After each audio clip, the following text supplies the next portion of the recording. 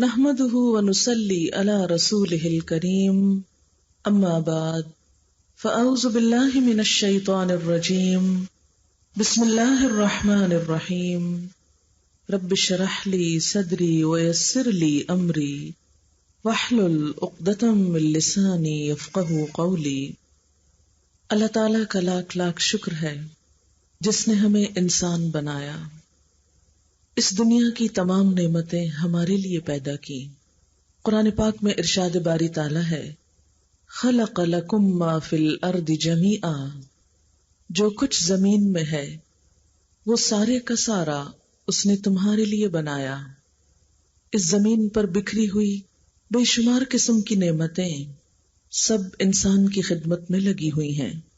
ہمارے اوپر پھیلا ہوا آسمان انسان ہی کے لیے بنایا گیا ہے۔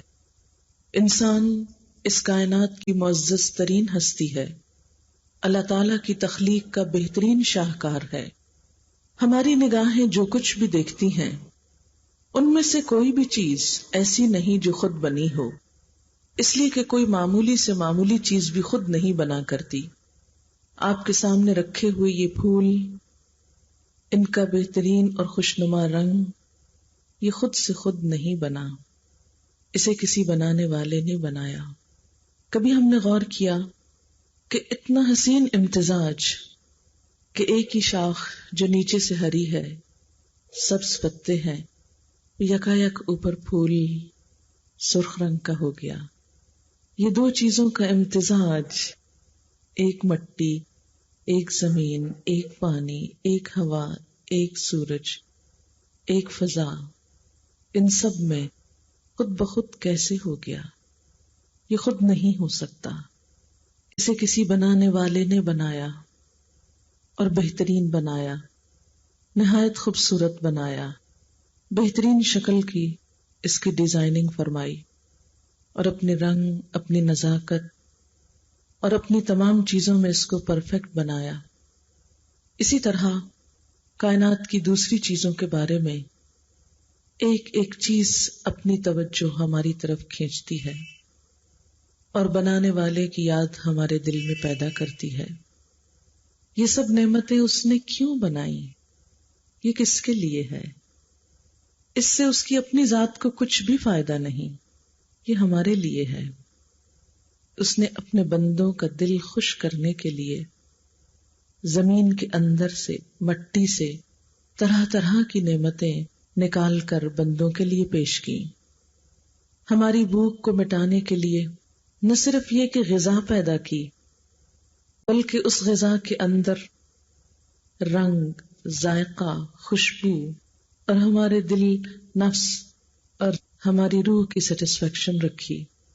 وہ چاہتا تو ہمارے لیے بھی ایک ہی قسم کی غذا پیدا کر دیتا، جیسا کہ ہم دیکھتے ہیں کہ مختلف جانوروں کی غذا کیا ہوتی ہے۔ گھوڑا کیا کھاتا ہے؟ گھاس کھاتا ہے، دانا کھاتا ہے، لمیٹڈ محدود سی غذا، لیکن کتنا کام کرتا ہے، کتنی طاقت رکھتا ہے۔ انسان کے لیے اللہ نے اس کو کیسے مسخر کر دیا ہے کہ انسان جیسے چاہے اس پر سواری کرے اور دور دراز پر مشقت راستوں پر اس پر سوار ہو کر جائے، جہاں انسان کسی اور دوسرے طریقے سے نہ پہنچ پائے۔ حتیٰ کہ آج کے ترقی یافتہ دور میں بھی انسان خود سے خود جہازوں کے ذریعے بھی ایسی پہاڑی برفانی چوٹیوں تک نہیں پہنچ سکتا جہاں اس طرح کے جانور انسان کی خدمت کے لیے انسان کی مشقت کو آسان کرتے ہیں۔ بھینس کیا کھاتی ہے؟ ایک ہی قسم کی غذا، اس کا کیا ذائقہ ہوتا ہے؟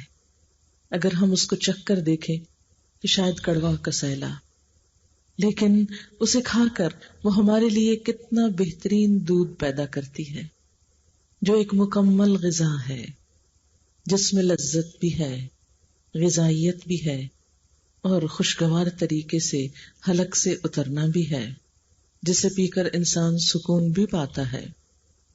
ریشم کا کیڑا کیا کھاتا ہے؟ درخت کے پتے، وہ پتے کھا کر وہ کیا باہر نکالتا ہے؟ ریشم کا تار، اتنی بہترین چیز۔ شہد کی مکھی کیا کھاتی ہے؟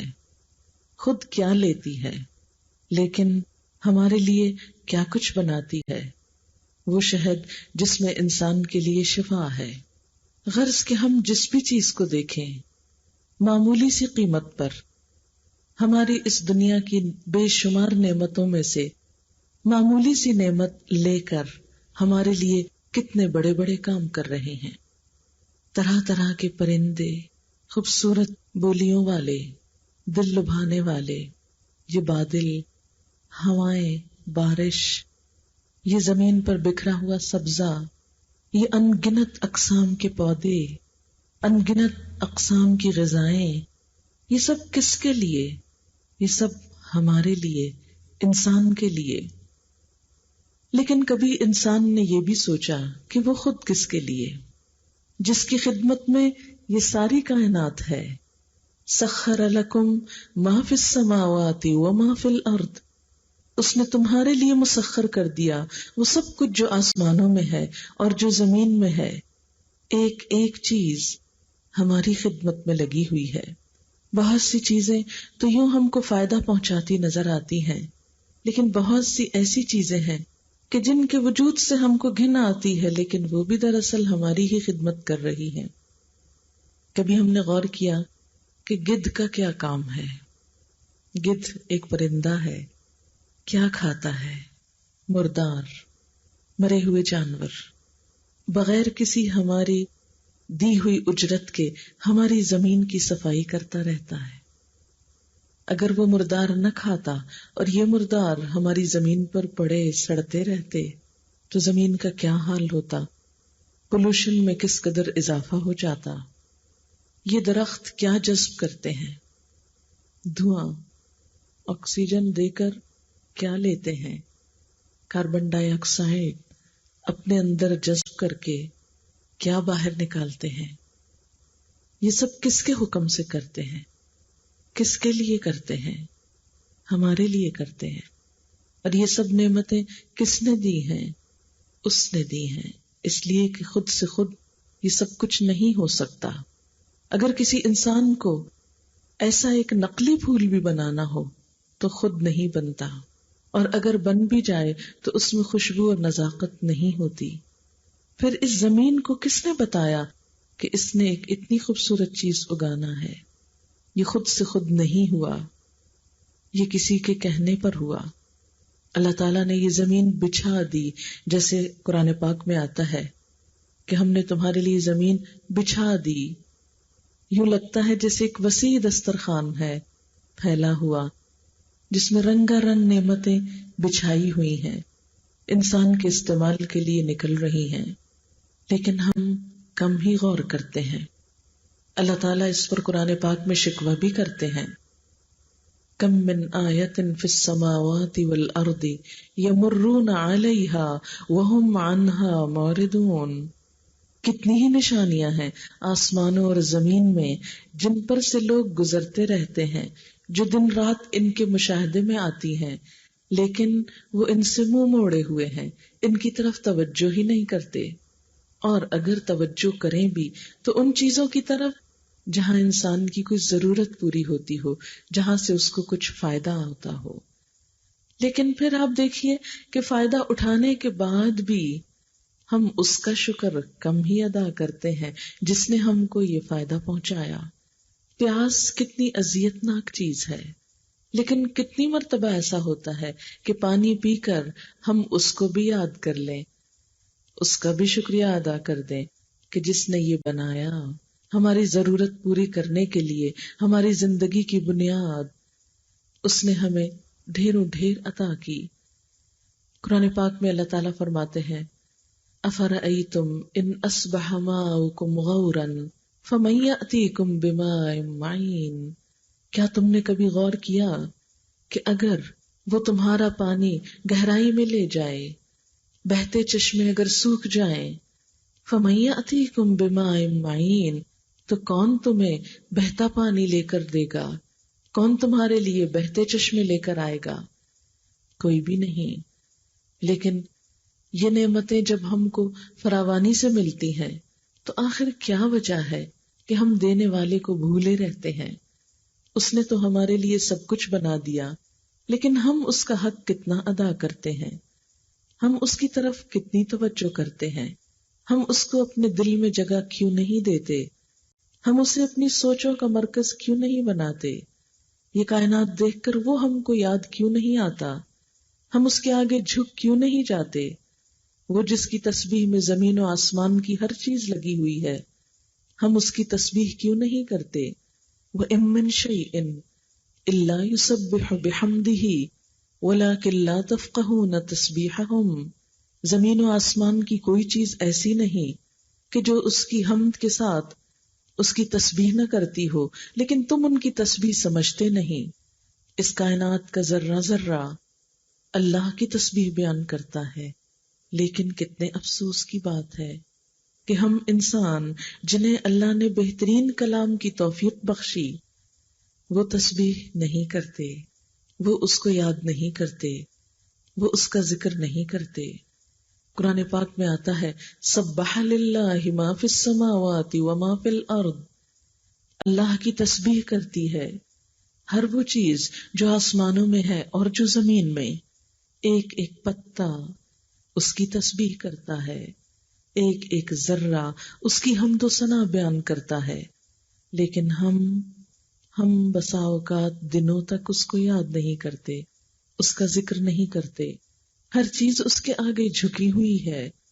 قرآن پاک میں آتا ہے وَلِلَّهِ يَسْجُدُ مَن فِي السَّمَاوَاتِ وَالْأَرْضِ، اللہ کے آگے سجدہ کر رہی ہے ہر وہ چیز جو آسمانوں میں ہے اور وہ جو زمین میں ہے، ہر چیز اس کے آگے سجدہ ریز ہے۔ ایک اور جگہ پر آتا ہے پہاڑ بھی، جانور بھی اور دیگر تمام چیزیں اور بہت سے لوگ بھی، لیکن کچھ لوگوں پر تو گمراہی چسپاں ہو کر رہ گئی، وہ تو بھٹک رہے ہیں، وہ بھولے ہوئے ہیں۔ اگر ہر چیز اس کے آگے سجدہ ریز ہے، اس کی اطاعت کرتی ہے، تو آخر ہم اس کی اطاعت کیوں نہیں کرتے، اس کی طرف توجہ کیوں نہیں کرتے؟ اس کی جناب میں اپنی پیشانی زمین پر رکھنا ہم کو کیوں مشکل لگتا ہے، جبکہ اس کے انعامات ہمارے ہی لیے سب سے بڑھ کر ہیں۔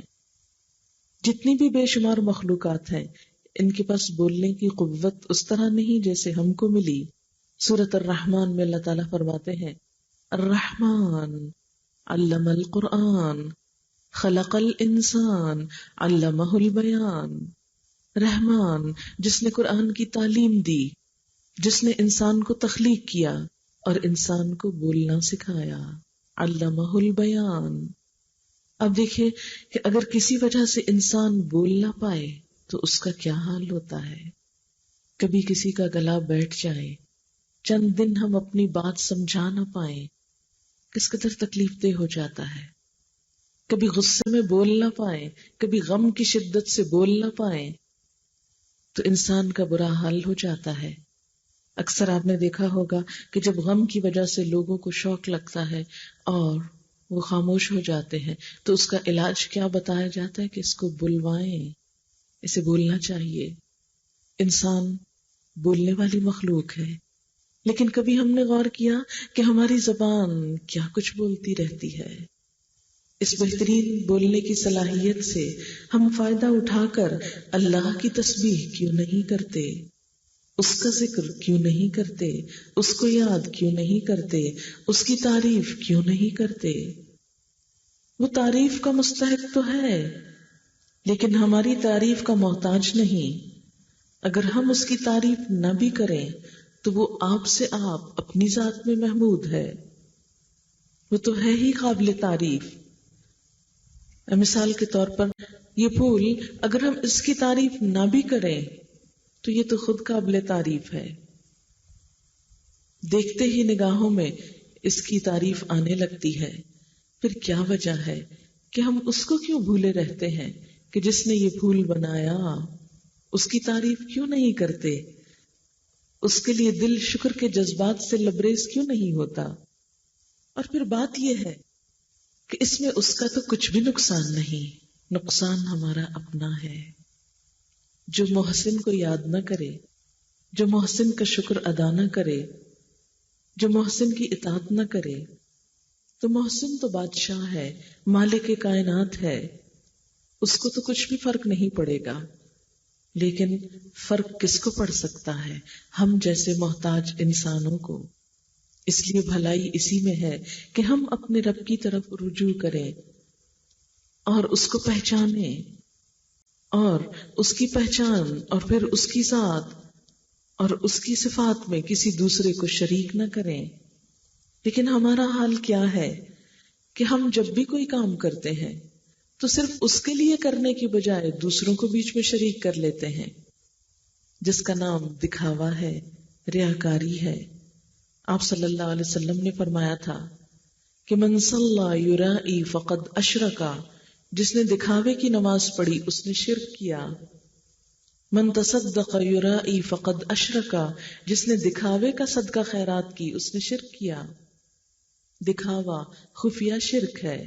آپ صلی اللہ علیہ وسلم نے فرمایا تھا ان اخوف ما اخاف علیکم الشرک الاصغر، میں سب سے زیادہ تمہارے بارے میں جس چیز سے ڈرتا ہوں وہ شرک اصغر ہے۔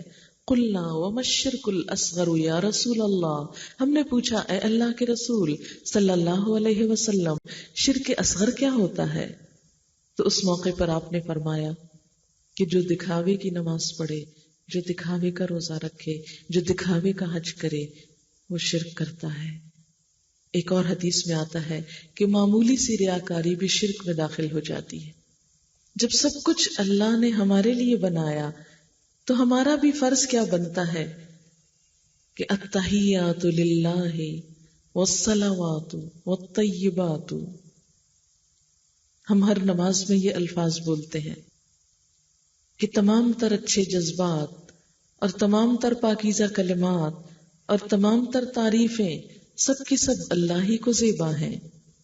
الحمدللہ، سب تعریف اسی کے لیے ہے۔ جب دیا اس نے ہم کو تو ہمارا بھی فرض یہ بنتا ہے کہ ہم بھی سب کچھ اسی کے لیے کریں، اس کو سب سے بڑا مانیں، سب سے بڑھ کر اسی سے محبت کریں۔ قرآن پاک میں اہل ایمان کی صفت بتائی گئی، والذین آمنوا اشد حبا للہ، وہ لوگ جو ایمان لائے اللہ کی محبت میں سب سے زیادہ شدید ہوتے ہیں، ہر چیز سے بڑھ کر اس کو چاہتے ہیں۔ اللہ سے جیسی محبت کرنی چاہیے ایسی محبت اگر کسی اور سے کی جائے تو یہ بھی شرک کی ایک قسم بنتی ہے، کیونکہ قرآن پاک میں اللہ تعالیٰ اس بات کا شکوہ کرتے ہیں کہ لوگوں میں سے کچھ ایسے بھی ہیں جو اللہ کے سوا دوسری ہستیوں سے ایسی محبت کرتے ہیں جیسے اللہ سے کی جاتی ہے۔ پھر آپ دیکھیے کہ اللہ کی اطاعت کے مقابلے میں کسی اور کی اطاعت، اللہ کی بات کے مقابلے میں کسی اور کی بات کو بڑا سمجھنا، یہ بھی تو اللہ کو ناراض کرنے کا سبب بنتا ہے۔ لیکن عام روزمرہ زندگی میں کتنے ہی مواقع ایسے آتے ہیں کہ جہاں اللہ کی اطاعت ہم سے کیا تقاضا کرتی ہے کہ ہم ایک کام کریں اور بندے ہم سے بالکل اس سے برعکس کام چاہتے ہیں۔ عموماً ہم کیا کرتے ہیں؟ جو بندے چاہتے ہیں وہ کر جاتے ہیں، اور جو اللہ چاہتا ہے اس کو چھوڑ دیتے ہیں۔ کبھی ہم اپنے نفس کی خواہشات کو سامنے لے آتے ہیں اور اللہ کی بات کو پیچھے کر دیتے ہیں۔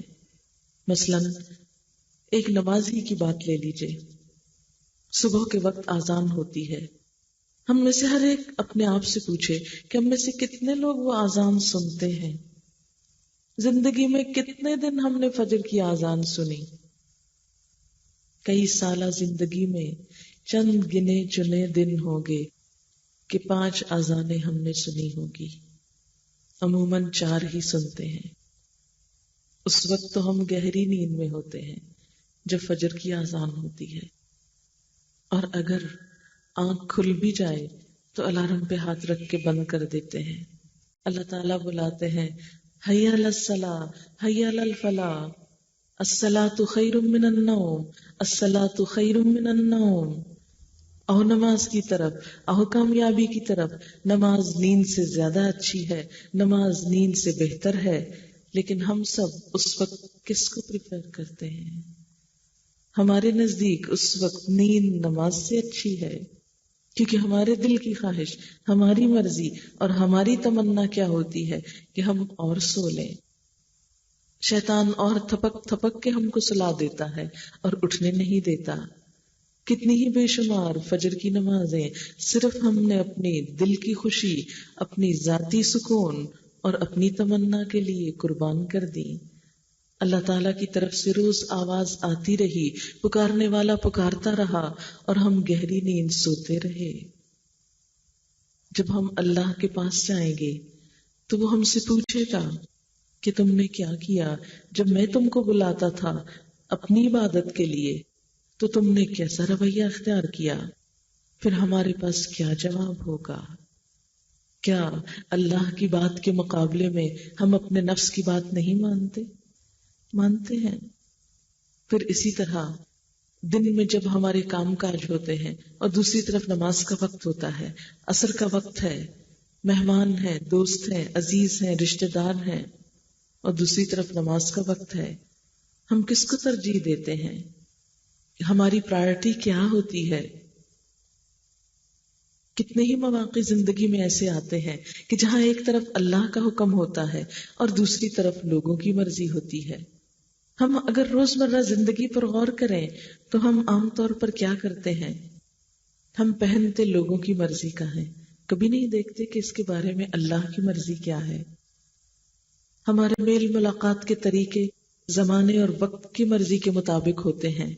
ہم یہ نہیں دیکھتے کہ انسانوں کے ساتھ تعلقات میں اللہ کی مرضی کیا ہے، وہ ہم سے کیا چاہتا ہے.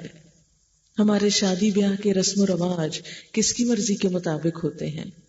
کچھ چیزیں ہم نے ہندوؤں سے لے لی اور کچھ انگریزی تہذیب سے لے لی. ہم نے اسلام سے کیا کچھ لیا. اسی لیے تو اقبال نے کہا تھا کہ وضع میں تم نصارا، تمدن میں ہنود، تم وہ مسلمان کہ جنہیں دیکھ کے شرمائے یہود. آج مسلمان یہود کے ہاتھوں کیوں پٹ رہے ہیں؟ حالانکہ یہود تو وہ قوم ہے جس کے بارے میں قرآن پاک میں کہہ دیا گیا کہ اللہ نے ان پر ذلت و مسکنت دے ماری. وَضُرِبَتْ عَلَيْهِمُ الذِّلَّةُ وَالْمَسْكَنَةُ وَبَاءُوا بِغَضَبٍ مِّنَ اللَّهِ. لیکن آج کیا وجہ ہے کہ جو قوم اللہ کی مغضوب ہے، جس پر اللہ کی ناراضگی ہے، ہم اس کے ہاتھوں ذلیل و خوار ہوں؟ اللہ کو ماننے والے اس مشکل کا شکار ہوں؟ ہاں، اس لیے کہ اللہ کو ماننے والے صرف زبان سے ماننے والے رہ گئے. عملی طور پر آج کوئی بھی ابراہیم نہیں رہا کہ جس نے ایک اللہ کی وحدانیت کے لیے، ایک اس کے نام کے لیے سارے بت توڑ ڈالے تھے اور کسی کا خوف اس کو لاحق نہیں ہوا. ابراہیم علیہ السلام نے جب توحید کا پرچم بلند کیا، جب شرک کو نگیٹ کیا، تو انہوں نے اس کا عملی مظاہرہ بھی کیا. وہ تمام بت توڑ دیے کہ جو اللہ کے سوا پوجے جاتے تھے. پورے کے پورے خاندان اور ان کا معاشرہ اس شرک میں مبتلا تھا، لیکن ان سارے اندھیروں میں ابراہیم علیہ السلام نے ایک نیا راستہ اختیار کیا کہ مجھے شرک کا نہیں، ایک خدا کی اطاعت اور وحدانیت کا راستہ اختیار کرنا ہے. لیکن ہم مسلمان ہوتے ہوئے بھی آج کتنے ہی بت ایسے ہیں کہ جن کو ترجیح دیے ہوئے ہیں. ہمیں جب کوئی مشکل پیش آتی ہے تو ہم کس کی طرف رجوع کرتے ہیں؟ کبھی ہم نے غور کیا آج ہم مسلمانوں کے اندر ہی ایسے لوگ موجود ہیں کہ جو مشکل کے وقت، تکلیف کے وقت اللہ کے در پہ جانے کی بجائے، اللہ کے آگے سر جھکانے کی بجائے قبروں کا رخ کرتے ہیں، قبر والوں سے مانگتے ہیں، ان کی طرف جھکتے ہیں، انسانوں سے توقعات رکھتے ہیں. ہم سب جانتے ہیں کہ ابراہیم علیہ السلام نے کیا کیا تھا. ایک دودھ پیتا بچہ اور بیوی ایک صحرا میں چھوڑ کر آ گئے تھے. کس کے بھروسے پر؟ وہاں تو کھانا پانی بھی نہیں تھا. اللہ کے بھروسے پر توکل کی کیسی مثال قائم کی کہ وہاں کوئی اور نہیں، کوئی انسان نہیں، کوئی رشتہ دار نہیں. وہ ایک خاتون حضرت ہاجرہ اور ان کا ایک بچہ حضرت اسماعیل علیہ السلام، جن کے لیے وہاں پانی تک نہیں. لیکن جب انہوں نے مکمل طور پر اپنے آپ کو اللہ کے حوالے کر دیا تو اللہ تعالیٰ نے اس بچے کی ایڑیاں رگڑنے سے چشمہ جاری کر دیا اور ان کے لیے وہاں اس بیابان میں غذا کا اہتمام کر دیا. آج ہمیں تھوڑی سی بھی مشکل ہو تو ہم اللہ سے مایوس ہو جاتے ہیں اور اس سے مانگنے کی بجائے دوسروں کی طرف نظر اٹھاتے ہیں. ہمیں جب بھی کوئی دکھ اور تکلیف آتا ہے، ہم میں سے کتنے لوگ ہیں جو سب سے پہلے اللہ کی طرف نظر اٹھائیں کہ میرا رب زندہ ہے، موجود ہے، وہ میری مدد کرے گا. نہیں، ہم انسانوں کا سہارا لیتے ہیں کہ اس مشکل میں کون کام آئے گا، اس پریشانی میں کون سہارا بنے گا. تو اصل توحید کیا ہے، اصل دین کیا ہے کہ انسان سجدہ بھی اس کے آگے کرے اور عبادت اور اطاعت بھی اسی کی کرے. اس کے مقابلے میں کوئی بھی اور آئے تو وہ اس کی نظر میں چھوٹا ہو اور اللہ کی ذات بڑی ہو. اسی کا نام اطاعت، اسی کا نام توحید اور اسی کا نام ایک رب کی عبادت کرنا ہے. شرک صرف یہ نہیں کہ بتوں کو پوجا جائے، شرک وہ بھی ہے جو ہم چھوٹی چھوٹی چیزوں میں جس کا مظاہرہ کرتے ہیں کہ اللہ پہ بھروسے کی بجائے کسی اور پر بھروسہ کرتے ہیں. تو دین کا ایک حصہ تو یہ ہے کہ اللہ کی اطاعت کی جائے، اور بندہ ہونے کے ناطے ہم پر دوسری ذمہ داری بندوں کے ساتھ حسن سلوک ہے، جس کا نام حقوق العباد ہے کہ بندوں کے ساتھ خیر خواہی کی جائے.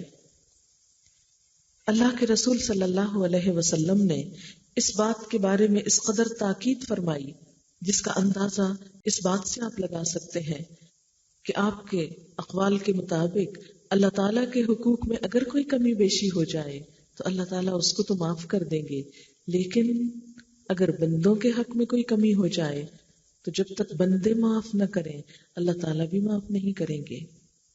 اور پھر کیا ہوگا کہ اس روز سب انسانوں کو حق دیا جائے گا کہ وہ اپنا بدلہ لے لیں، لیکن بدلہ لینے کے لیے اس روز نہ تو مال و دولت ہوگا کہ انسان اس سے بدلہ دے سکے اور نہ ہی مارنے سے کوئی بدلہ چکایا جا سکے گا.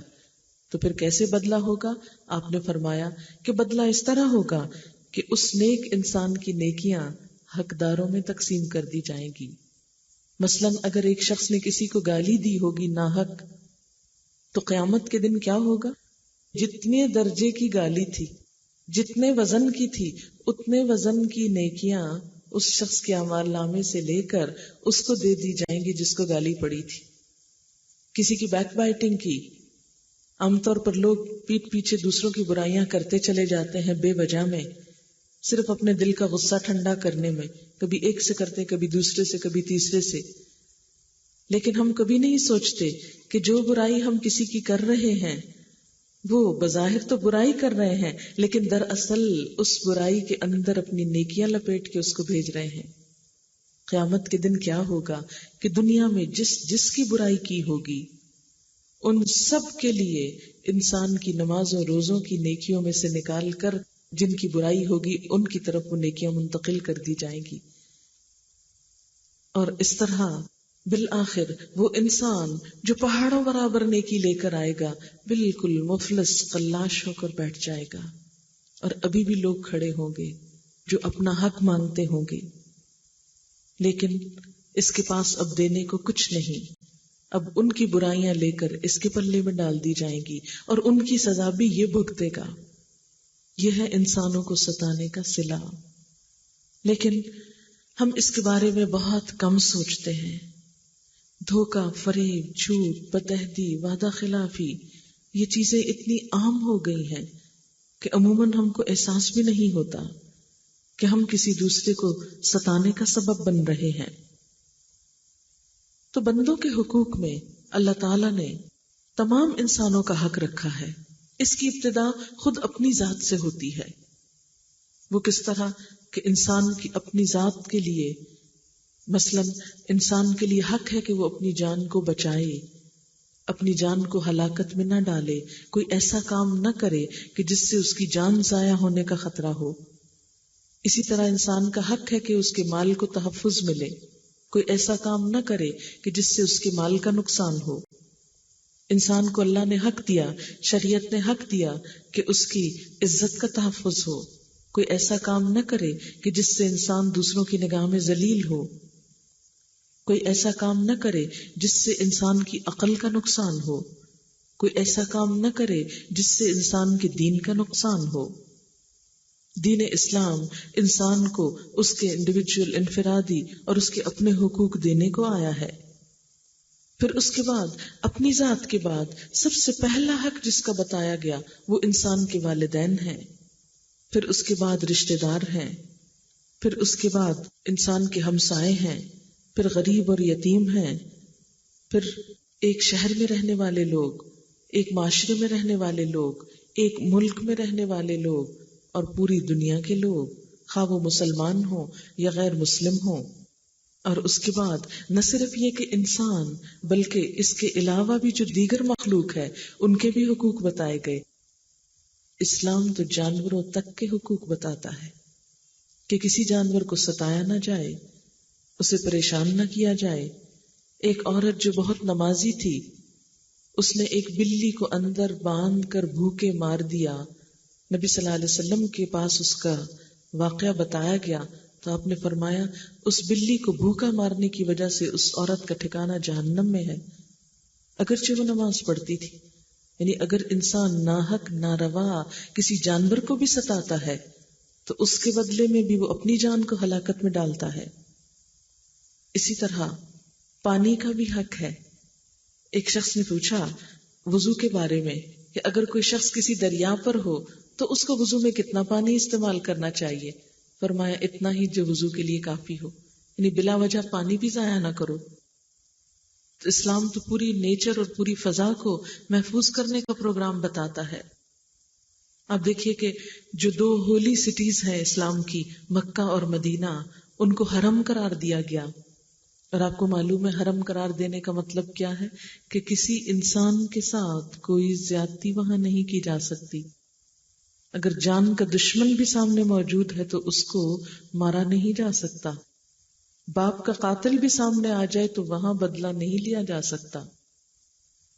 اسی طرح کسی کو گالی دینا، کسی کے ساتھ زیادتی کرنا، کسی کا مال چرانا، یہ سب کچھ وہاں حرام ہے۔ کوئی کسی کو اذیت نہ دے، کوئی کسی کو تکلیف نہ دے۔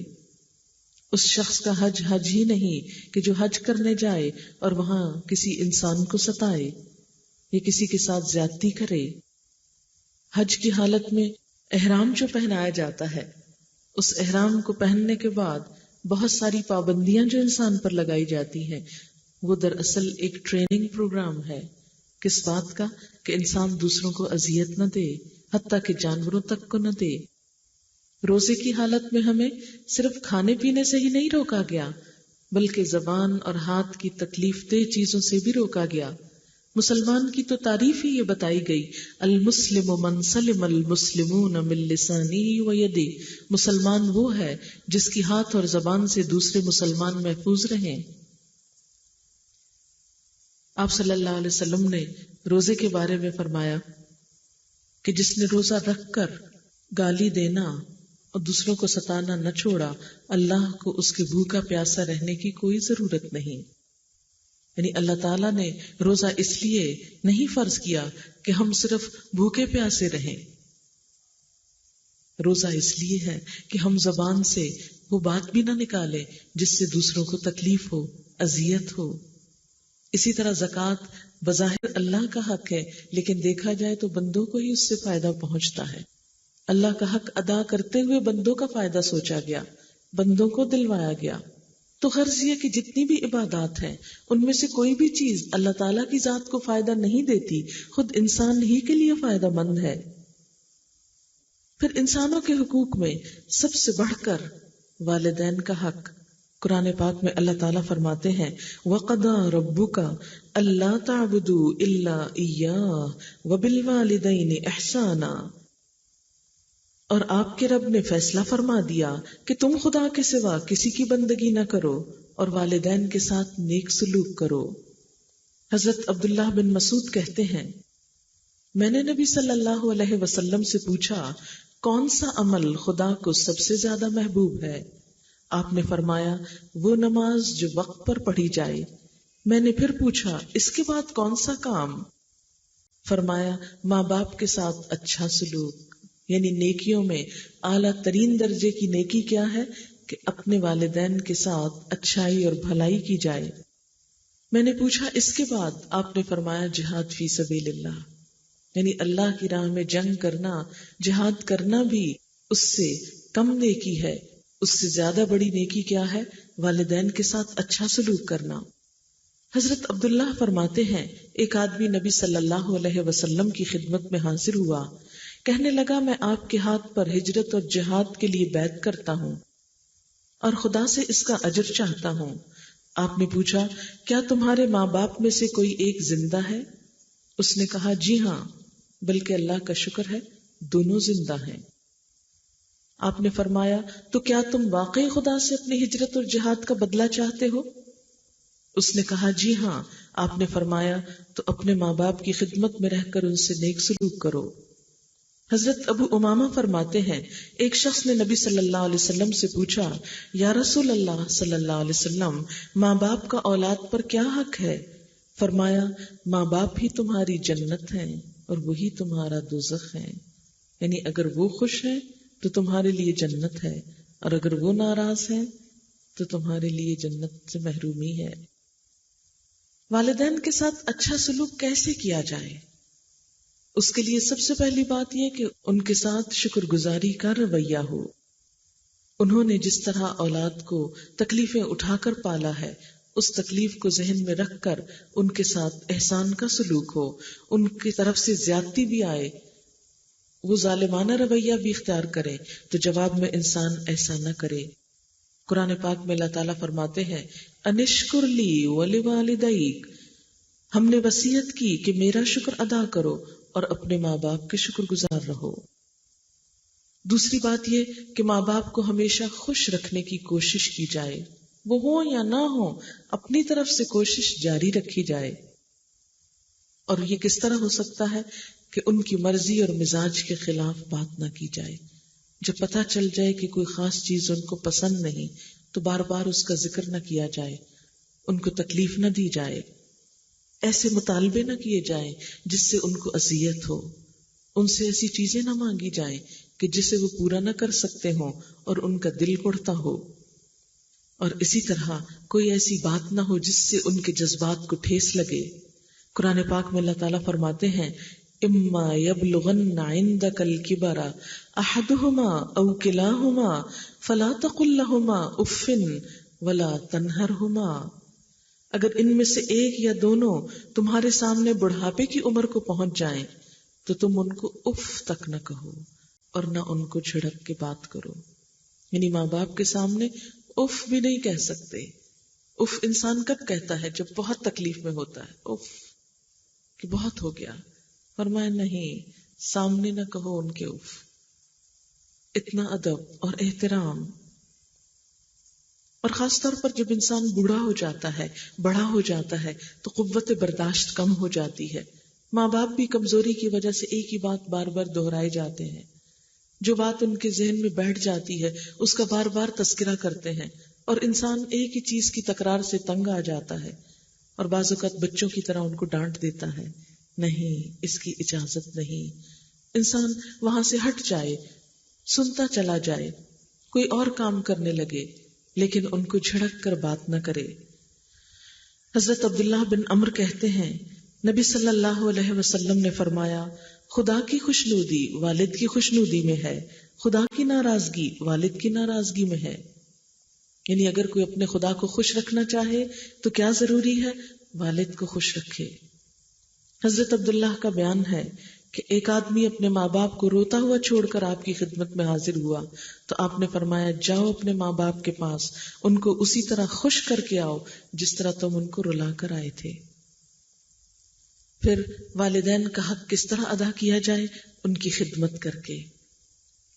خدمت کے لیے آپ صلی اللہ علیہ وسلم نے ایک مرتبہ خطبے کے لیے جب مسجد میں تشریف لے گئے، ایک سیڑھی پر قدم رکھا تو فرمایا آمین، دوسری پہ قدم رکھا تو فرمایا آمین، تیسری پہ قدم رکھا تو فرمایا آمین۔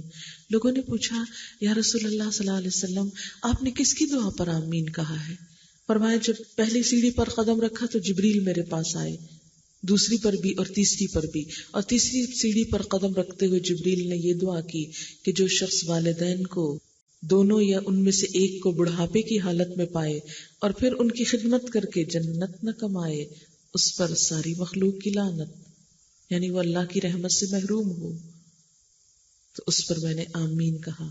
آپ سوچئے کہ جس دعا کے مانگنے والے جبریل ہوں اور اس پر آمین کہنے والے محمد الرسول اللہ ہوں صلی اللہ علیہ وسلم، پھر اس کی قبولیت میں کیا شک رہ جاتا ہے۔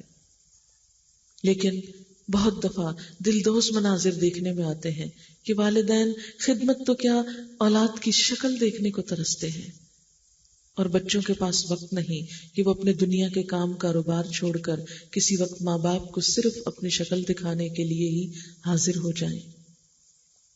پھر اسی طرح ادب و احترام سے بات کرنی چاہیے۔ قرآن پاک میں اللہ تعالیٰ فرماتے ہیں وَقُلْ لَهُمَا قَوْلًا كَرِيمًا، اور ان سے احترام کی بات کرو۔ ایک مرتبہ حضرت عبداللہ بن عمر نے حضرت ابن عباس سے پوچھا، کیا آپ یہ چاہتے ہیں کہ جہنم سے دور رہیں اور جنت میں داخل ہوں؟ انہوں نے جواب دیا، کیوں نہیں، خدا کی قسم یہی چاہتا ہوں۔ حضرت ابن عمر نے پوچھا، آپ کے والدین زندہ ہیں؟ ابن عباس نے کہا، جی میری والدہ زندہ ہے۔ تو ابن عمر نے فرمایا، تم ان کے ساتھ نرمی سے گفتگو کرو، ان کے کھانے پینے کا خیال رکھو، تو ضرور جنت میں جاؤ گے، بشرطے کے کبیرہ گناہوں سے بچو۔ تو حسن سلوک کا مطلب کیا ہے کہ جب بات کرو تو نرمی سے کرو، اور جب ان کو کوئی ضرورت پیش آئے تو اس کو پورا کر دو، یعنی ان کے کھانے پینے یا ضروریات زندگی کا خیال رکھے۔ مثلاً قریب ہو تو لٹرلی جیسے کھانا خود کھاتے وقت یا ان کی پسند کی چیزیں ان کے سامنے رکھی جائیں، لیکن اگر دور ہو تو ان کی پسند کی چیزیں اپنے مال سے ان کے لیے کچھ نہ کچھ بھجوایا جائے تاکہ وہ خود اپنی خوشی سے کچھ اپنے لیے لے سکیں، کیونکہ والدین کے لیے اولاد کا مال ان کے اپنے مال ہی کی طرح ہے۔ حضرت ابو ہریرہ نے ایک بار دو آدمیوں کو دیکھا، ایک سے پوچھا یہ دوسرے کون ہیں؟ اس نے کہا یہ میرے والد ہیں۔ آپ نے فرمایا دیکھو ان کا نام نہ لینا، یعنی اسلامی ادب کیا ہے کہ ماں باپ کو نام سے نہ پکارا جائے، مسٹر اور مسز کہہ کے نہ پکارا جائے، اور کبھی ان سے آگے نہ چلنا، یعنی چلتے وقت خود آگے نہیں بڑھنا، ماں باپ کو آگے بڑھانا، اور کبھی ان سے پہلے بیٹھنا بھی نہیں، یعنی ادب اور احترام کے کیسے خوبصورت طریقے سکھائے گئے۔ پھر اسی طرح والدین کے حقوق میں سے یہ بات ہے کہ ان کے ساتھ عاجزی اور انکساری سے رہا جائے۔ قرآن پاک میں اللہ تعالیٰ فرماتے ہیں وَاخْفِضْ لَهُمَا جَنَاحَ الذُّلِّ مِنَ الرَّحْمَةِ، اور عاجزی اور نرمی سے ان کے سامنے بچھے رہو، یعنی اپنے کندھے بھی جھکا کر، ایون پوسچر میں بھی عاجزی ہو، تکبر سے گردن اٹھا کر اور اکڑ کر اور ٹانگ پہ ٹانگ رکھ کے ان کے سامنے بیٹھ کر شاؤٹ نہیں کرنا چاہیے۔ یہ چیز اللہ تعالیٰ کو سخت ناراض کرتی ہے۔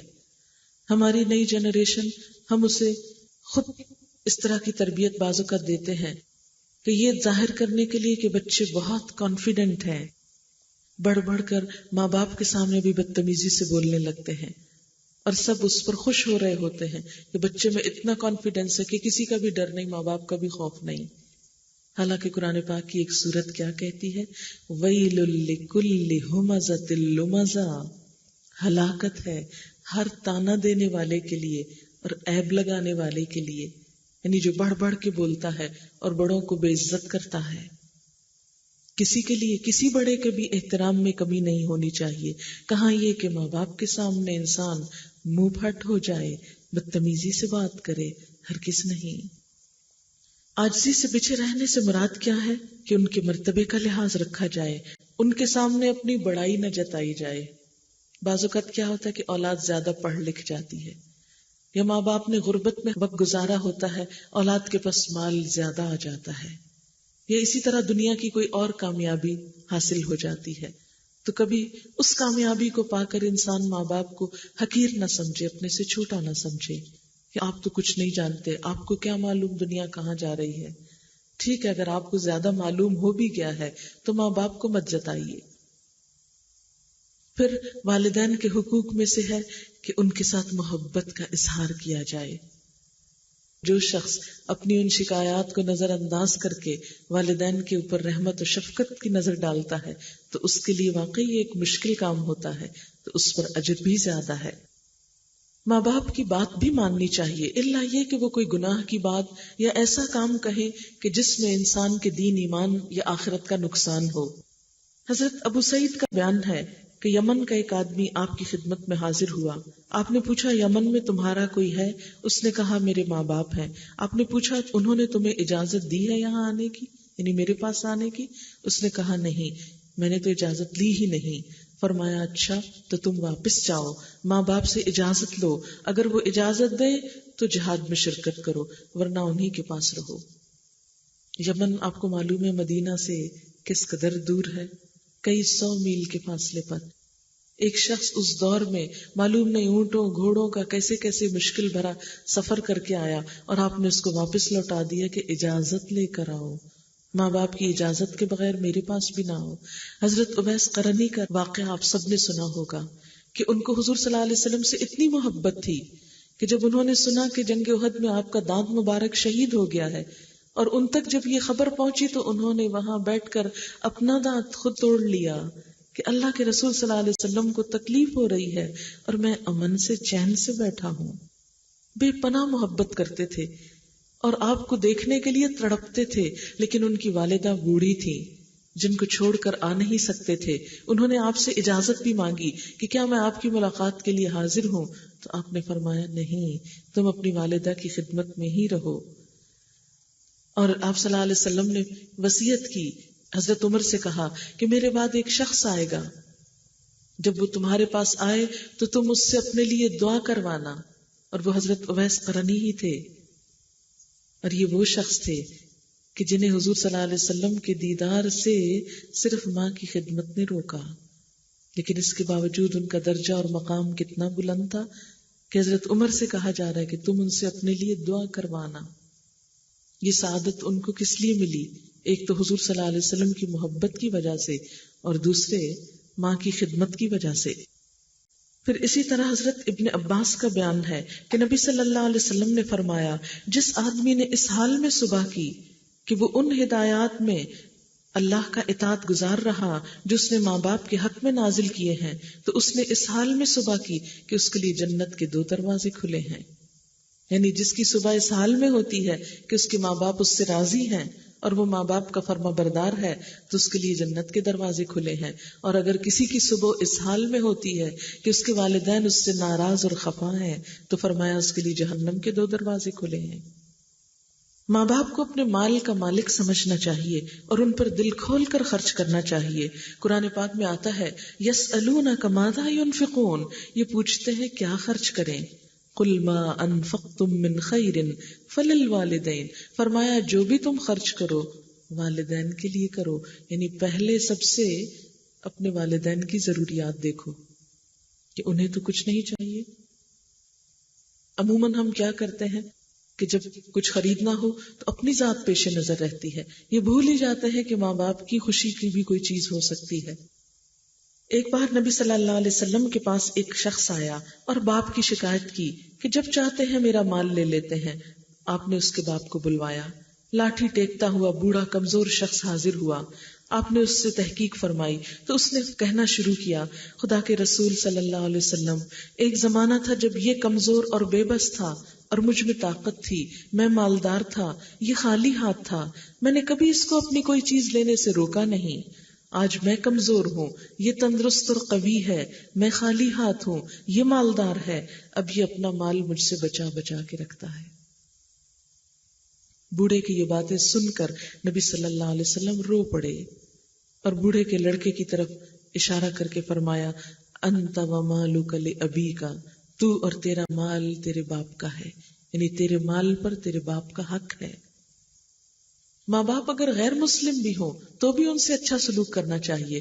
حضرت اسماء مدینہ میں تھی، ان کی والدہ ابھی مشرق تھی، مکہ سے وہ کسی مدد کی طلبگار ہو کر مدینہ آئی. حضرت اسماء کو معلوم ہوا تو حضور صلی اللہ علیہ وسلم کے پاس پیغام بھیجا، میری والدہ مجھ سے ملنے کے لیے آئی ہیں اور مجھ سے کچھ چاہتی بھی ہیں، حسن سلوک چاہتی ہیں، لیکن ابھی تک وہ اسلام نہیں لائی، کیا میں ان کی مدد کروں؟ تو آپ نے فرمایا، سلی امکی، اپنی ماں سے صلہ رحمی کرو، اپنی ماں سے اچھا سلوک کرو. یعنی والدین اگر کافر بھی ہوں، مشرک بھی ہوں، نان مسلم ہوں، تو بھی ان سے اچھا سلوک کرنا چاہیے. کہاں یہ کہ وہ مسلمان ہوں. بہت سے لوگوں میں یہ ٹرینڈ دیکھا گیا ہے کہ جب وہ خود تھوڑے دیندار ہوتے ہیں اور ماں باپ اس دین کو نہیں سمجھتے تو وہ ان کو ستانا شروع کر دیتے ہیں، ان کو برا بھلا کہنا شروع کر دیتے ہیں، ان کے سامنے بگڑنے لگتے ہیں کہ آپ کو تو کچھ پتا ہی نہیں اور آپ تو بے دین ہیں اور یہ غلط کام کر رہے ہیں، لہٰذا ہم تو آپ سے بولیں گے ہی نہیں. نہیں، کسی مسلمان کو یہ اخلاق زیب نہیں دیتا. ماں باپ اگر غلطی بھی کرتے ہوں تو ان کی غلطی پر بھی ان کو آسان طریقے سے آگاہ کرنا چاہیے. بدتمیزی اور بد اخلاقی کا کوئی جواز ہی نہیں. اسی طرح ماں باپ کے لیے دعا کرتے رہنا چاہیے. قرآن پاک میں اللہ تعالیٰ نے والدین کے لیے خود ایک دعا سکھائی ہے، وَقُلْ رَبِّ ارْحَمْهُمَا كَمَا رَبَّيَانِي صَغِيرًا، اور آپ کہہ دیجئے کہ اے رب ان دونوں پہ رحم فرما جس طرح انہوں نے بچپن میں مجھ کو پالا تھا. ہمیں اپنی دعاؤں میں یہ دعا اللہ کے حکم کے مطابق شامل کر لینی چاہیے. رب ارحمہما کما ربیانی صغیرا. باپ کے مقابلے میں بھی ماں کا حق 3 گنا زیادہ ہے. ایک شخص نبی صلی اللہ علیہ وسلم کی خدمت میں حاضر ہوا اور پوچھا میں سب سے زیادہ اچھا سلوک کس سے کروں؟ آپ نے فرمایا اپنی ماں سے. اس نے 3 مرتبہ یہ سوال دہرایا. آپ نے فرمایا اپنی ماں سے اچھا سلوک کرو. 4تھی مرتبہ جب اس نے سوال کیا تو آپ نے فرمایا اپنے باپ سے، کیونکہ ماں طبعاً زیادہ حساس ہوتی ہے، سینسیٹیو ہوتی ہے، جلد ناراض ہو جاتی ہے. ماں کے جذبات باپ کے مقابلے میں مختلف ہوتے ہیں، اس لیے اس کا خیال نسبتاً زیادہ رکھنا چاہیے. ارشاد باری تعالیٰ ہے وَوَصَّيْنَا الْإِنسَانَ بِوَالِدَيْهِ إِحْسَانًا حَمَلَتْهُ أُمُّهُ كُرْهًا وَوَضَعَتْهُ كُرْهًا وَحَمْلُهُ وَفِصَالُهُ 30 شهرًا. ہم نے انسان کو ماں باپ کے ساتھ بھلائی کی تاکید کی. اس کی ماں تکلیف اٹھا اٹھا کر اس کو پیٹ میں لیے پھرتی رہی. تکلیف سے اس کو جنم دیا اور پیٹ میں اٹھانے اور دودھ پلانے کی یہ تکلیف دہ مدت 2.5 سال ہے. یعنی ایک ماں اپنی زندگی کے 2.5 سال ایک بچے کے لیے تکلیفیں اٹھاتی ہے، لیکن بچے جب بڑے ہو جاتے ہیں تو ماں کو کوئی چیز ہی نہیں سمجھتے. یہ اسلامی اخلاق نہیں. حضرت جاہمہ نبی صلی اللہ علیہ وسلم کی خدمت میں حاضر ہوئے اور کہا کہ میرا جہاد کا ارادہ ہے. آپ نے ان کے والدین کے بارے میں پوچھا تو انہوں نے کہا میری والدہ زندہ ہیں اور بوڑھی ہیں. فرمایا ان کی خدمت میں لگے رہو، یہی تمہارا جہاد ہے. اسی طرح وہ ماں جس نے دودھ پلایا ہو، یعنی جنم تو نہ دیا ہو، رضائی ماں یا ستیلی ماں، اس کے ساتھ بھی اچھا سلوک کرنا چاہیے. نبی صلی اللہ علیہ وسلم گوشت تقسیم کر رہے تھے تو ایک خاتون حاضر ہوئی، بوڑھی، لال بالوں والی، یعنی رنگے ہوئے بال ہوں گے مہندی وغیرہ سے. تو آپ صلی اللہ علیہ وسلم نے کام چھوڑ کر اپنی چادر لی اور زمین پر بچھا دیا اور اس خاتون کو بٹھایا. سب لوگ جو پاس تھے وہ حیران ہوئے کہ یہ کون بوڑھی خاتون ہے جس کو اتنی عزت مل رہی ہے. معلوم ہوا کہ یہ وہ خاتون ہے جنہوں نے بچپن میں حضور صلی اللہ علیہ وسلم کو دودھ پلایا تھا. تو جس ماں نے صرف دودھ ہی پلایا ہو اس کی بھی اتنی عزت. اور اسی طرح ستیلی ماں، ہمارے معاشرے میں ستیلی ماں، اگر اپنی ماں کسی کی فوت ہو جائے اور ستیلی ماں ہو تو اس کو تو انسان ہی نہیں سمجھا جاتا. حالانکہ ہم دیکھتے ہیں کہ حضرت یوسف علیہ السلام، ان کی اپنی والدہ فوت ہو چکی تھی، لیکن جب حضرت یعقوب علیہ السلام اپنے باقی بچوں اور اپنی بیوی سمیت مصر میں آئے تو ان سب کو حضرت یوسف علیہ السلام نے عزت دی اور اپنے باپ کے ساتھ اپنی ستیلی ماں کو بھی اپنے قریب عرش پر بٹھایا. یعنی اپنے ساتھ جو ان کی خاص مسند تھی اس پر اپنی ستیلی ماں کو بھی بٹھایا. ان کو بھی ایسی ہی عزت دی جیسے ان کی اپنی والدہ ہوتی تو ان کو وہ عزت دیتے. ماں کا تو لفظ ہی بہت معزز ہے، محترم ہے. اسی طرح ماؤں میں ایک اور ماں بھی ہے جس کو ساس کہا جاتا ہے. ہمارے معاشرے میں بہت مظلوم ہے اور عموماً اس کو ایک ظالم کی حیثیت میں پورٹرے کیا جاتا ہے. لیکن تالی 2 ہاتھ سے بجتی ہے، ایک سے نہیں بجتی. اگر ساس سے کچھ شکایات ہو سکتی ہیں تو ساس کو بھی ہم سے کچھ ہو سکتی ہیں. عام طور پر شکوہ کیا ہوتا ہے، بہو شکایت کرتی ہے کہ ساس اچھی نہیں ملی، اور جب وہ ساس بن جاتی ہے تو کہتی ہے بہو اچھی نہیں ملی. لیکن یہ تعلقات بھی اگر انسان احسان کے جذبے سے اور اللہ کا حکم سمجھتے ہوئے بڑوں کے احترام کے جذبے کے ساتھ ان کے ساتھ بھی اگرچہ ان کی زیادتی بھی ہو اور اچھا سلوک کرے تو یہ انسان کے اپنے اخلاق کی دلیل ہے. کسی کی زیادتی کے جواب میں اچھا سلوک کرنا، خود انسان کے اپنے اخلاق کی بلندی کی علامت ہے. اگر ایک شخص زیادتی کر رہا ہو اور جواباً دوسرا بھی زیادتی شروع کر دے تو دونوں کا لیول برابر ہو جاتا ہے. صرف اپنے حقوق جان کر نہیں، کچھ سیکریفائس کر کے اس اچھے انسانی تعلقات کا آغاز مسکرانے سے اور سلام میں پہل کرنے سے، اگر یہ دو چیزیں ساتھ رہیں تو انشاءاللہ بہت سے مشکل مرحلے آسانی سے طے ہو جائیں گے. آج کے لیے بس یہی چند باتیں آپ کی خدمت میں گوش گزار کرنا تھی. اللہ کرے کہ ان میں سے کچھ تو عمل میں رہ جائیں. اگر رہ گئیں تو میں سمجھوں گی کہ میرا آنا کسی کام آ گیا. اللہ تعالیٰ آپ سب کو دنیا اور آخرت کی بہترین خوشیاں عطا کرے اور ہم سب کو بہترین انسان بنائے اور جنت جیسی پرامن بستی میں رہنے کے قابل بنائے. وآخر دعوانا ان الحمد للہ رب العالمین. والسلام علیکم ورحمۃ اللہ وبرکاتہ.